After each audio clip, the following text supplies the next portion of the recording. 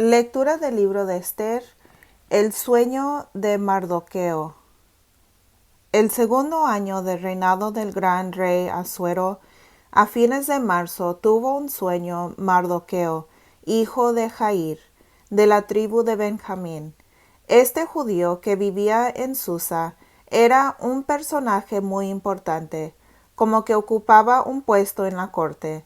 Era uno de los desterrados que acompañaban a Jeconías, rey de Judá, y que habían sido traídos cautivos por el rey de Babilonia, Nabucodonosor.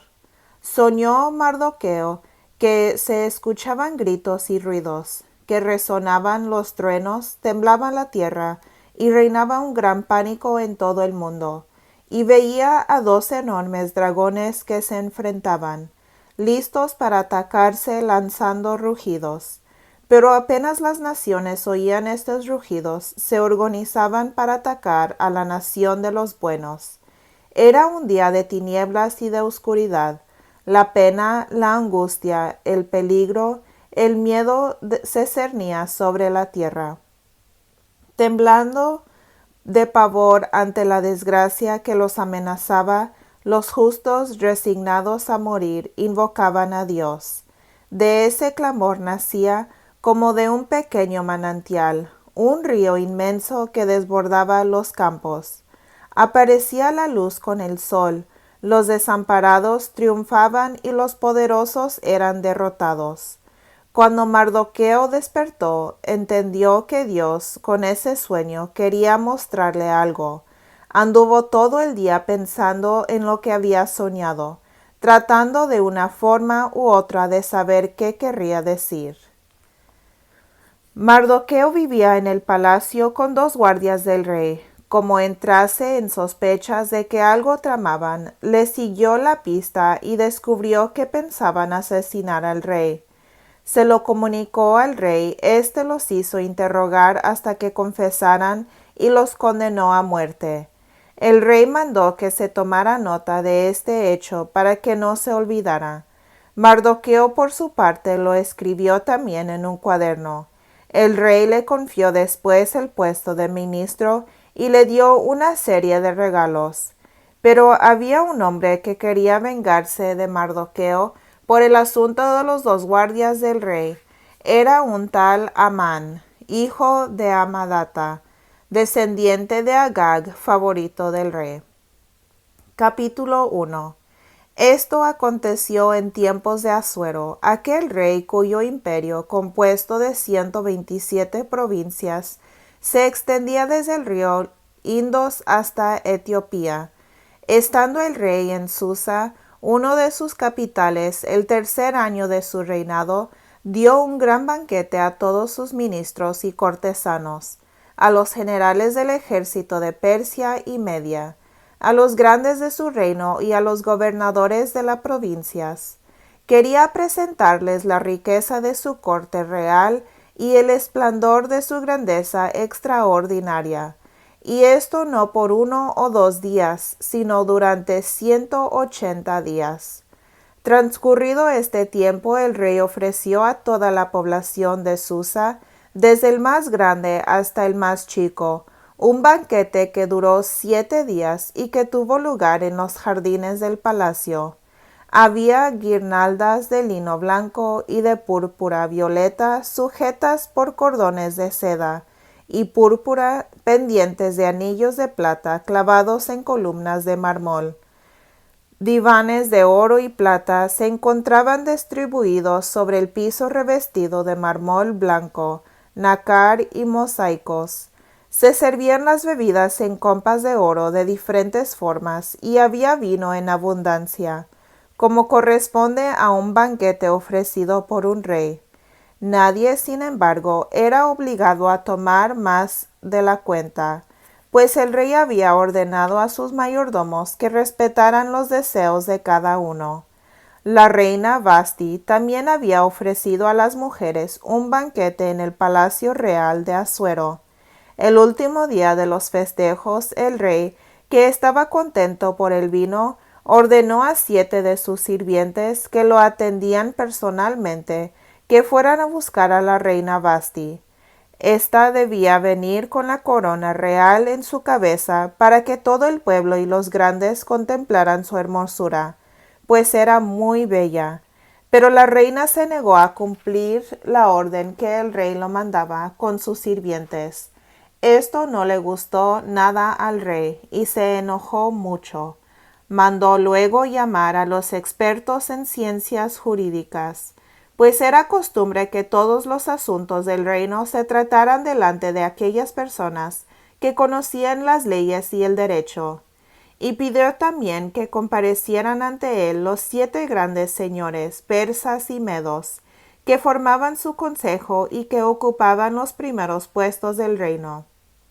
Cuando estuvieron reunidos, les preguntó qué había que hacer, según la ley, con la reina Vasti, que había desobedecido sus órdenes. Uno de los señores, llamado Memucán, pidió la palabra y dijo: la reina Vasti no solo ha ofendido al rey, sino también a nosotros, los grandes señores, y a todos sus súbditos en las provincias de tu imperio. Pronto sabrán todas las mujeres lo que hizo la reina y van a hacer también lo mismo con sus maridos, pues se dirán: ¿para qué vamos a respetar a nuestros maridos si la reina Vasti no quiso obedecerle al mismo rey Asuero cuando la mandó llamar?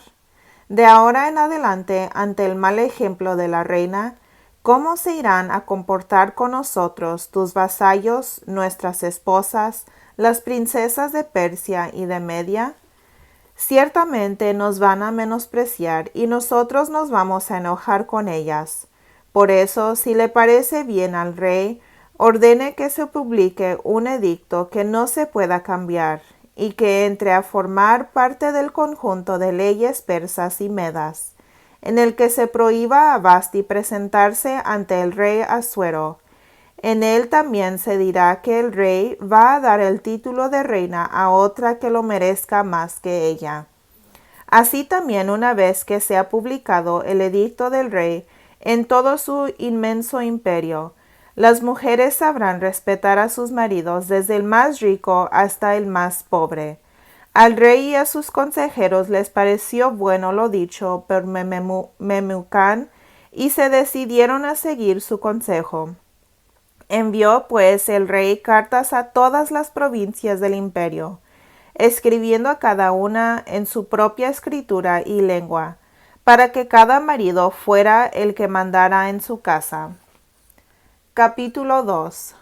Poco tiempo después, cuando ya se le hubo pasado el enojo, el rey Asuero se acordó de Vasti, de lo mal que se había portado con él y de la decisión que había tomado. Los cortesanos que rodeaban al rey le dijeron entonces: ordena que se busquen para el rey jovencitas solteras y bonitas, y que para eso haya en todas las provincias del reino inspectores encargados de conducirlas a Susa, donde quedarán en la casa de las mujeres, bajo los cuidados de tu servidor Ege, que es el administrador de esa casa. Este les dará a cada una todo lo necesario para su belleza personal, y aquella joven que más le guste al rey reemplazará a la reina Vasti. El rey estuvo de acuerdo con la proposición, que fue puesta en práctica inmediatamente. Ahora bien, Mardoqueo tenía en su casa a una joven de buena presencia y lindo rostro llamada Hadasa, es decir, Esther. Esta era hija de un tío suyo, y como había quedado huérfana, Mardoqueo la había adoptado como hija. Conforme al edicto real, numerosas jóvenes fueron llevados a Susa y encomendadas a las ciudades de Ege, que era castrado. Entre ellas también iba Esther. La joven le cayó en gracia a Ege, quien se esmeró en atenderla, proporcionándole todo lo que ella necesitaba para su belleza personal y para su manutención. Puso además a su disposición a los 7 mejores sirvientas de la servidumbre real y la trasladó junto con sus sirvientas a un departamento más cómodo dentro de la misma casa. Esther no había dicho nada sobre su raza o su familia, pues Mardoqueo así lo había ordenado. Diariamente se paseaba él por delante de la casa de las mujeres para saber cómo estaba Esther e informarse de lo que le sucedía. Cada joven debía presentarse por turno ante el rey, después de haberse preparado durante 12 meses como estaba establecido para las mujeres. En los primeros 6 meses de esta preparación, las jóvenes debían usar en su tocador aceite de mirra y en otros 6 perfumes y cremas propias de las mujeres. Cuando le llegaba su turno, la joven podía pedir todo lo que quisiera para presentarse al rey, y pasaba de la casa de las mujeres al palacio real. Llegaba allí al atardecer y a la mañana siguiente era llevada a otra casa, donde estaban las concubinas del rey, que era dirigida por otro hombre castrado llamado Sasgás. Nunca más volvió a ver al rey, a no ser que éste deseara verla y la mandara llamar. A fines de diciembre del 7º año del reinado de Asuero, le tocó a Esther, la hija adoptiva del Mardoqueo, presentarse en la mansión del rey. Ella no llevaba más adornos que los indicados por el administrador de la casa Hege. Cuantos la veían quedaban admirados de su belleza. Apenas la divisó el rey, se enamoró de ella, pues le gustó más que todas las otras jóvenes, y como muestra de su cariño puso sobre su cabeza la corona real, coronándola por reina en vez de Vasti. Después, como homenaje a Esther, dio el rey un gran banquete a todos sus ministros y funcionarios. Decretó un día feriado para todas las provincias y repartió regalos a manos llenas. Cuando Esther pasó a vivir en el harén del rey, no le contó a nadie cuál era su raza o su familia, como solo había ordenado Mardoqueo, pues aunque ya no estaba bajo su autoridad, continuaba sin embargo cumpliendo sus instrucciones. Mientras tanto, desempeñaba sus funciones en la puerta real. Fue entonces cuando descubrió la conspiración de Bigtán y Teres, 2 guardias de palacio, para asesinar al rey. Mardoqueo informó de ello a la reina Esther y ésta, a su vez, se lo contó al rey como si fuese un recado de Mardoqueo.